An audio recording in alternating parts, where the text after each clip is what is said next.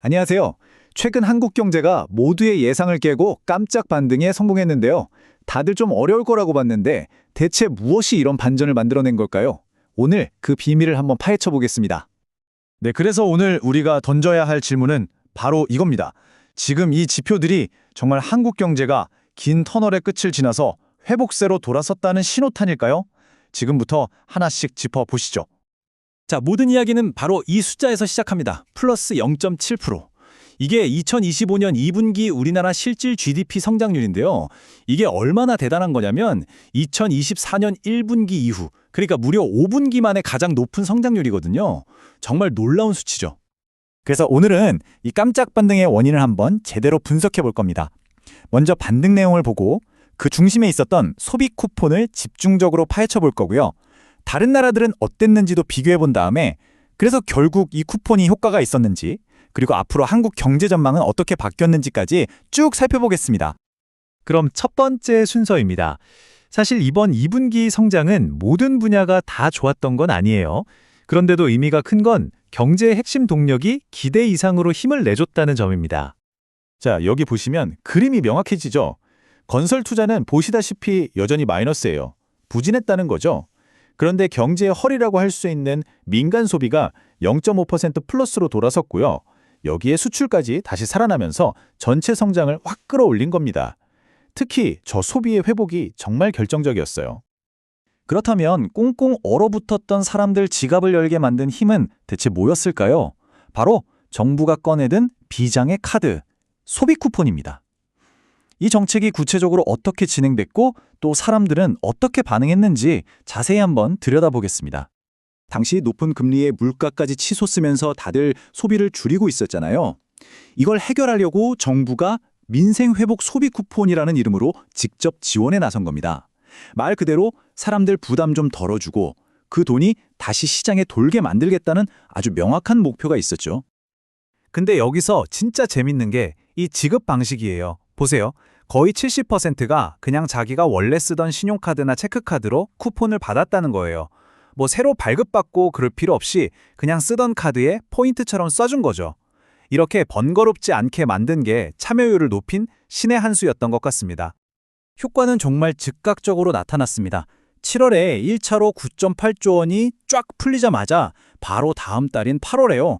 소비자 심리지수가 2018년 1월 이후 최고치를 찍어버립니다. 분위기가 확 살아난 거죠. 이 흐름을 이어가려고 9월부터 바로 2차 지급까지 계획됐고요. 자, 그럼 이런 바우처, 즉 쿠폰을 주는 방식이 과연 최선이었을까요? 이 질문의 답을 찾으려면 시야를 좀 넓혀볼 필요가 있습니다. 다른 나라들은 위기 때 어떤 카드를 썼는지 한번 비교해보죠.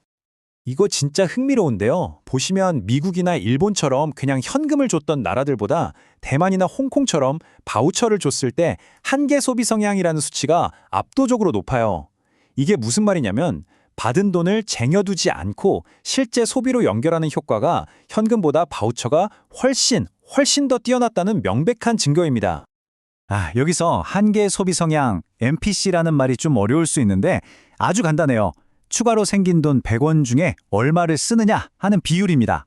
당연히 이 수치가 높을수록 정부가 돈을 푼 보람이 있는 거죠. 경제 활성화 효과가 크니까요.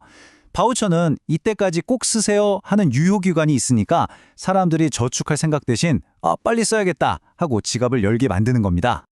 자, 그럼 이제 다시 한국으로 돌아와서 가장 중요한 질문을 답을 해봐야겠죠? 그래서 이 소비 쿠폰이 우리나라 경제 전체에 실제로 얼마나 도움이 됐을까요? 드디어 그 분석 결과를 공개할 시간입니다. 네, 바로 이겁니다. 한 연구소 분석에 따르면 이번 소비 쿠폰 정책이 2025년 우리나라 GDP 성장률을 0.12에서 0.17% 피 정도 끌어올린 걸로 추정됩니다. 이게 뭐 작은 숫자 같아 보일 수도 있지만요. 국가 경제 전체 사이즈를 생각하면 이건 정말 무시할 수 없는 상당한 영향력이라고 봐야 합니다. 그리고 이건 그냥 연구기관의 분석에서 그치는 이야기가 아니에요. 이창용 한국은행 총재도 직접 비슷한 이야기를 했죠. 소비 회복세가 예상보다 강했던 게 올해 성장률을 0.2%포인트 정도 높이는 요인이다. 이렇게 딱 집어서 언급하면서 이 정책의 효과를 사실상 인정한 셈입니다. 자, 이제 마지막 파트입니다.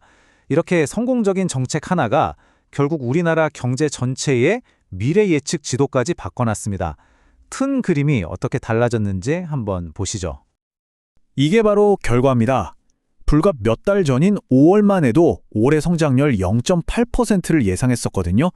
그런데 9월에 나온 새로운 전망치는 1.0%로 껑충 뛰어 올랐습니다. 오늘 우리가 계속 이야기했던 이 소비 반등의 힘이 경제 전망시 자체를 위로 밀어올린 거죠. 다시 한번 정리해 드릴게요. 이번 전망치 상향의 동력은 크게 두 가지입니다. 첫째는 소비 쿠폰 덕분에 살아난 내수와 소비 심리, 그리고 둘째는 반도체를 중심으로 여전히 잘 버텨주고 있는 수출. 이 두 개의 바퀴가 함께 잘 굴러가면서 경제 전체에 긍정적인 힘을 불어넣고 있는 겁니다. 물론 그렇다고 해서 마냥 장밋빛 미래만 있는 건 아닙니다. 앞으로의 길에는 여전히 변수들이 남아있죠. 예를 들어 반도체 경기가 생각보다 더 좋아지면 성장률이 더 오를 수도 있고요. 반대로 미중 무력 갈등이 터지거나 국내 건설 경기가 계속 안 좋으면 다시 발목을 잡힐 위험도 분명히 존재합니다. 오늘 분석은 여기까지입니다. 소비 쿠폰이라는 단기 처방이 만들어낸 극적인 반등. 이제 우리에게는 마지막 질문이 남았습니다. 이 약발이 다 떨어지고 또 여러 외부 충격이 닥쳐왔을 때 과연 한국 경제는 지금의 이 회복 동력을 계속 이어나갈 수 있을까요? 이 질문을 여러분께 남기면서 마무리하겠습니다.